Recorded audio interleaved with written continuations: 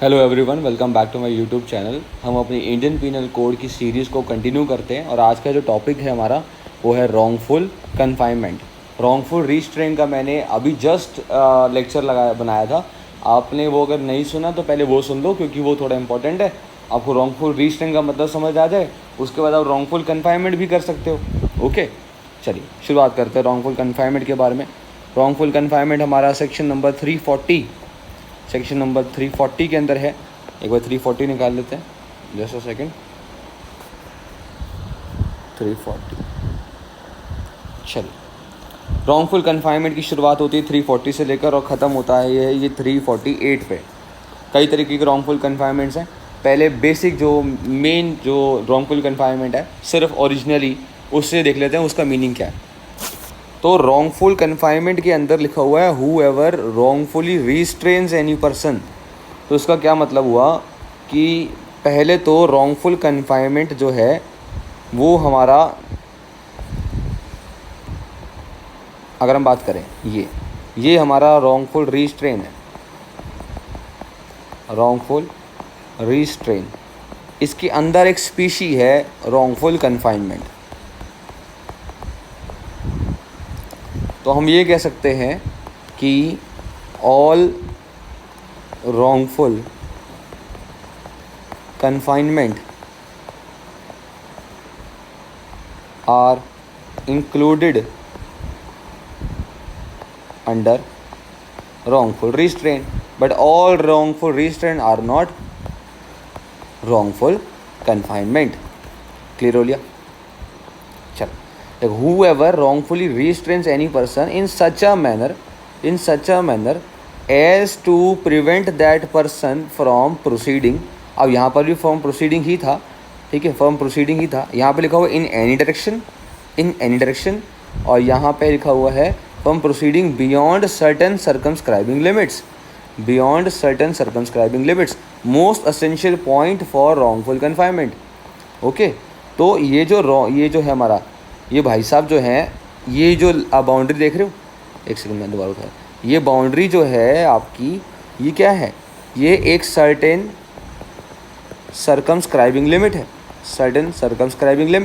तो इसके बियॉन्ड आप नहीं जा सकते। तो ये क्या होगा? You are wrongfully confined in this boundary, समझ आ गया?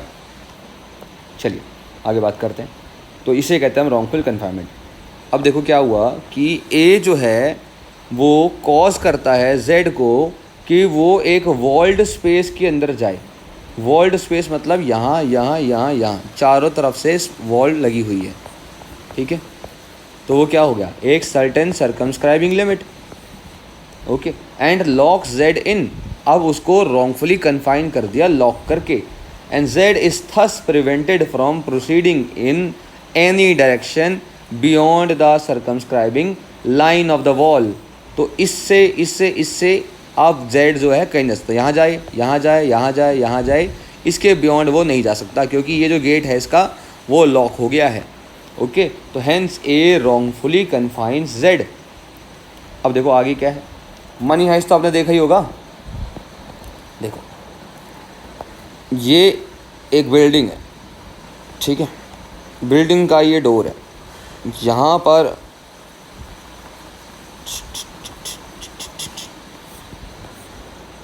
बी बैठा है अंदर।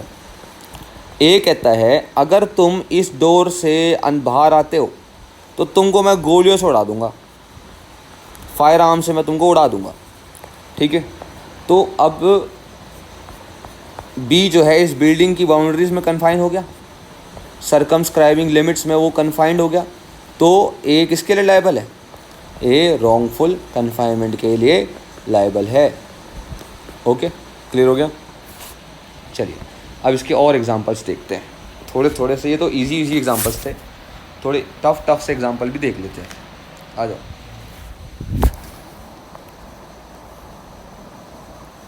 बी जो है एग्जांपल, बी जो है वो एक डॉक्टर है, बी एक डॉक्टर है जेल का।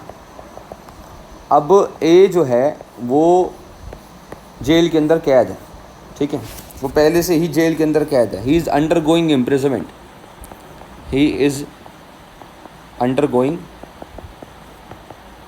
इम्प्रिजनमेंट। ओके, जेल डॉक्टर कहता है कि ए का जो है पेट खराब है, उसका एनीमा करना पड़ेगा। एनीमा आपकी इंटेस्टाइन को साफ़ करने के लिए होता है। ए जो है ये कहता है कि आई डोंट वांट सच, और बी जो है एनीमा करना चाहता है अगेंस्ट हिज विल। तो वो क्या करता है, वो ए को इस सेल के अंदर लॉक कर देता है। ए को इस सेल के अंदर लॉक कर देता है कि जब तक तुम एनीमा नहीं कराओगे तब तक तुम इसमें लॉक रहो। अब लॉक कर दिया है, ए जो है इस सेल के अंदर की जो लिमिट्स हैं उससे बाहर नहीं निकल सकता, ठीक है। बट ए तो पहले से सज़ा काट रहा है। तो आप मुझे बताओ कि क्या ये रॉन्गफुल कन्फाइनमेंट का केस है या नहीं। इसका आंसर है कि वो रॉन्गफुल कन्फाइनमेंट का केस है। वो उसकी विल के अगेंस्ट जाके एनीमा करना चाहता है, ए नहीं करवाना चाहता। डॉक्टर जो है उसको लॉक कर देता है। उसकी इंटेंशन है अब ए लॉक रहे और बियॉन्ड सर्कमस्क्राइबिंग लिमिट्स कहीं जाए ना, तो doctor will be liable for wrongful confinement even the fact that A is still undergoing the imprisonment. Okay, इस केस का नाम था बेस्ताब चरण शाह, 1902 का केस है ये, कलकत्ता हाई कोर्ट का केस है, ठीक है। अच्छा आगे सुनो। बी जो है वो ए को चैन से बांध देता है, चैनों से बांध देता है और सी के पास ले जाता है और बोलता है जी ए को फिट्स आते हैं, ठीक है, आप इसका इलाज कर दो। बाद में क्या होता है, जब मामला पहुंचता है डिस्ट्रिक्ट जज के पास, तो डिस्ट्रिक्ट जज जो हैं वो ए को सेन मानते हैं कि ए was Sen, A was not having, never having any fits, ठीक है। तो आप मुझे बताओ क्या ए रॉन्गफुल कन्फाइन था?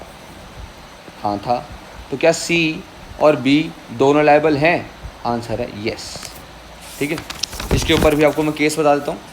केस का नाम है शंभू नारायण का केस है ये, 1923 का। आप पूरी इलस्ट्रेशन सुन लो। B was living in a town where medical assistance was available. B kept in heavy chains his brother C, who was subject to intermittent insane fits and who was found to be sane by the district judge, who ordered his production before the court. Hence, B will be liable for wrongful confinement. Okay. अच्छा आगे सुनो। B जो है वो एक SP है। C ने एक नॉन कॉग्निजेबल ऑफेंस करा। B इसको लेटर लिखता है कि आपको 29 जून को मजिस्ट्रेट के पास प्रेजेंट होना है, ठीक है। लेटर लिख दिया, नॉन कॉग्निजेबल ऑफेंस था, इसने लेटर लिख दिया कि आपको आना है। B साथ में क्या करता है, अपने 2 कांस्टेबल को भेजता है। 2 कांस्टेबल जो हैं 29 जून को आते हैं इसके पास, इसको पकड़ते हैं हाथों से और इसको फिर मजिस्ट्रेट के पास लेके आते हैं। क्या ये 2 कांस्टेबल और ए बी रॉन्गफुल कन्फाइनमेंट के लिए लायबल है? हाँ लायबल है, क्योंकि उसने इसको रॉन्गफुल रिस्ट्रेन करा। उसका ऑब्स्ट्रक्शन जो था अनलॉफुल था। जब उसने लेटर दे दिया तो लेटर दे दिया ना इसको। अब नॉन कॉग्निजेबल ऑफेंस आपको पता ही है, नॉन कॉग्निजेबल ऑफेंस में अरेस्ट करने के लिए हमें वारंट चाहिए होता है। क्या बी के पास वारंट था? नहीं था, तो उसका ऑब्स्ट्रक्शन जो है वो अनलॉफुल हुआ। Hence he will be liable for wrongful confinement. Clear हो गया? अच्छा आगे बात करते हैं, पनिशमेंट्स बात करते हैं, पनिशमेंट्स के बारे में। पनिशमेंट्स हमने पढ़ी अभी, पनिशमेंट के लिए पढ़ी नहीं है, पनिशमेंट की बात करते हैं। पनिशमेंट जो है रॉन्गफुल रिस्ट्रेन की और रॉन्गफुल कन्फाइनमेंट की। रॉन्गफुल रिस्ट्रेन की सेक्शन 341 के अंदर है आपकी अप टू 1 मंथ और रुपीज़ फाइन 500 और बोथ। रॉन्गफुल कन्फाइनमेंट की 342 के अंदर है पहली पनिशमेंट, जिसमें सज़ा है अप टू 1 ईयर और फाइन जो है वो आपका 1000 रुपीज़ तक का फ़ाइन है, ठीक है, अप टू, और बस, और या बोथ, ठीक है। ये तो हो गया अभी नॉर्मल पनिशमेंट। अब बात करते हैं इसके बाद चलिए अब बात करते हैं 343 के बारे में। अगर आप रॉन्गफुल कन्फाइनमेंट जो है वो करते हो अपना 3 to 9 डेज़, ठीक है, 3 to 9 डेज़ करते हो आप, तो सज़ा आपको जो मिलती है वो 2 ईयर्स तक की है, अप टू 2 ईयर्स, और फाइन और बोथ। 344 के बारे में बात करें, अगर आप 10 डेज़ और मोर करते हो तो सज़ा आपकी अप टू 3 ईयर्स है, और नहीं है यहाँ पे, एंड है, and fine, up to 3 years and fine, ठीक है। फिर बात करते हैं 345 में, अगर आपके खिलाफ हैबियस कॉर्पस की रिट फाइल कर दी गई, हैबियस कॉर्पस की रिट फाइल कर दी गई है, तो जैसे एग्जांपल आपके खिलाफ, आप पुलिस ऑफिसर हो, आपने किसी को कस्टडी में ले रखा है और वो अनलॉफुल है, तो एक तो आपने अनलॉफुल कस्टडी ले रखी है, तो रॉन्गफुल कन्फाइनमेंट अंडर सेक्शन 342, हाँ ठीक है, 342 है ना पनिशमेंट, 342, उसके लिए आप लायबल तो हो। साथ में जब रिट पालन करी, रिट पालन करने के बाद भी अगर आपने इसको रॉन्गफुली कन्फाइंड कर के रखा, तो देखो क्या लिखा हुआ है, एक बार पढ़ लेते हैं अच्छे से।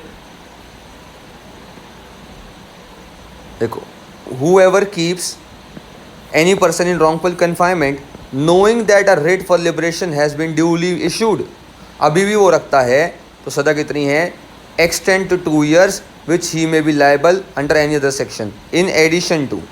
तो यहाँ पर क्या हुआ कि 342 की पनिशमेंट आपको मिलेगी, साथ में 345 की पनिशमेंट भी आपको मिलेगी, जो है एक्स्ट्रा 2 ईयर्स प्लस 2। तो 342 में आपको मिल रही थी 1 ईयर तक की पनिशमेंट, और यहाँ पे आपको प्लस 2 मिल रही है, तो टोटल हो गए 3 ईयर्स। ओके, अब आता है 346 बताता हूँ आपको मैं, रॉन्गफुल कन्फाइनमेंट इन सीक्रेट। तो अगर आप किसी को ऐसे कंसील करते हो, कन्फाइनमेंट ऐसे करते हो ताकि किसी को पता ना चले कि आप ये बंदा कहाँ गया हुआ है, या तो पब्लिक सर्वेंट को, देखो क्या है, whoever wrongfully confines any person in such manner as to indicate an intention that confinement of such person may not be known to any person or to any public servant, ना तो police को पता लगे ना तो person को पता लगे, और that place of the such confinement may not be known to or discovered by any such person or public servant, तब सज़ा कितनी मिलेगी आपको, 2 ईयर्स की मिलेगी, जो कि आपकी होगी इन एडिशन टू। तो 2 साल की पनिशमेंट आपको एक्स्ट्रा मिल जाएगी, तो यहाँ पर भी आपका हो जाएगा +1 + 2 = 3।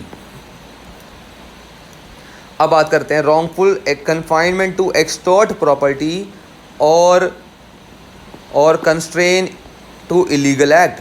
तो कोई भी बंदा जो है रॉन्गफुली कन्फाइन कर रहा है किसी भी पर्सन को, ताकि वो एक्सटॉर्ट कर सके फ्रॉम द पर्सन कन्फाइंड और from any person interested in the person confined, किसी और से एक्सटॉर्ट कर सके या फिर उससे खुद से एक्सटॉर्ट कर सके एनी प्रॉपर्टी अवेलेबल सिक्योरिटी। तो अगर आपने एक्सटॉर्शन करा जिसमें आपने रॉन्गफुली कन्फाइन करा, तो आपको एक्सटॉर्शन की सज़ा तो मिलेगी, ये वाली सज़ा भी अलग से मिलेगी 347 वाली, ठीक है। और कंस्ट्रेनिंग द पर्सन, आप कंस्ट्रेन करते हो बंदे को, जो बंदा कन्फाइंड है, और any person interested in such person, कि आपको मैं तब तक नहीं जानूंगा जब तक आप इलीगल काम ना करो या मुझे इन्फॉर्मेशन ना दे दो जिससे मैं एक ऑफेंस कर सकूं। तो ऐसे में सज़ा कितनी है, 3 ईयर्स तक की सज़ा है, 3 ईयर्स तक की सज़ा है, ठीक है। आप रॉन्गफुल कन्फाइनमेंट करते हो ताकि आप एक्सटॉर्ट कर सको प्रॉपर्टी को, या आप मुझे पकड़ के रख रहे हो कोई इलीगल एक्ट के लिए, तो सज़ा को कितनी है, up to 3 years plus fine आपका लगेगा, ठीक है। अब एक्सटॉर्ट प्रॉपर्टीज़ है यहाँ पे। अब यहाँ पे एक्सटॉर्ट जो है कन्फेशन है, कन्फेशन देखो, whoever wrongfully confines any person for the purpose of extorting from the person confined or any person interested in the person, तो या तो उस बंदे से या फिर जिसमें वो बंदा इंटरेस्ट रखता है उससे आप क्या कर रहे हो, एनी कन्फेशन या इन्फॉर्मेशन आप एक्सटॉर्ट करना चाहते हो जो एक लीड करेगी कि हाँ कोई ऑफेंस हुआ है या मिसकंडक्ट हुआ है, या फिर आप उसको कंस्ट्रेन करते हो, ठीक है, उसको या उस बंदे को जिसमें उसका इंटरेस्ट है कि आप हमें रीस्टोर करके दो प्रॉपर्टी, या फिर आप हमें रीस्टोर करवा के दो, रिस्टोरेशन ऑफ प्रॉपर्टी या वैल्यूबल सिक्योरिटी, या हमारी क्लेम सेटिस्फाई करो या हमारी डिमांड सेटिस्फाई करो, या हमें इन्फॉर्मेशन दो ताकि हम प्रॉपर्टी को रीस्टोर कर सकें या वैल्यूबल सिक्योरिटी को रीस्टोर कर सकें।